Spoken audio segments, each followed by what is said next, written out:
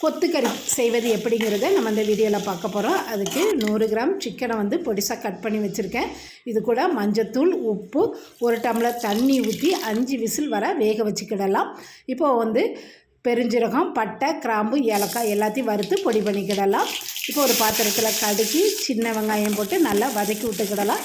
சின்ன வெங்காயம் நல்லா வதங்கினதுக்கப்புறமா பொடிசாக கட் பண்ண ஒரு தக்காளி, தட்டுன இஞ்சி பூண்டு எல்லாம் வதங்கினதுக்கப்புறமா 2 ஸ்பூன் குழம்பு மிளகாய்த்தூள், 1 ஸ்பூன் வத்தப்பொடி, அரை ஸ்பூன் வந்து சிக்கன் மசாலா எல்லாத்தையும் போட்டதுக்கப்புறமா நம்ம வந்து அரைச்ச ஒரு தக்காளி அதையும் போட்டு நல்லா பிரட்டி விட்டதுக்கப்புறமா நம்ம வேக வச்ச சிக்கன் 1 டம்ளர் தண்ணி ஊற்றி நல்லா பிரட்டி விட்டு ஒரு 10 நிமிஷம் நல்லா வேக வச்சு எடுத்துக்கிடுவோம்.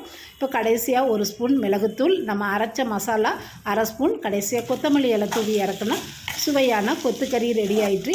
இது வந்து சப்பாத்தி, பூரி கூடலாம் வச்சு சாப்பிட்றதுக்கு நல்லாயிருக்கும். சாதத்துக்கூடையும் வச்சு சாப்பிட்லாம்.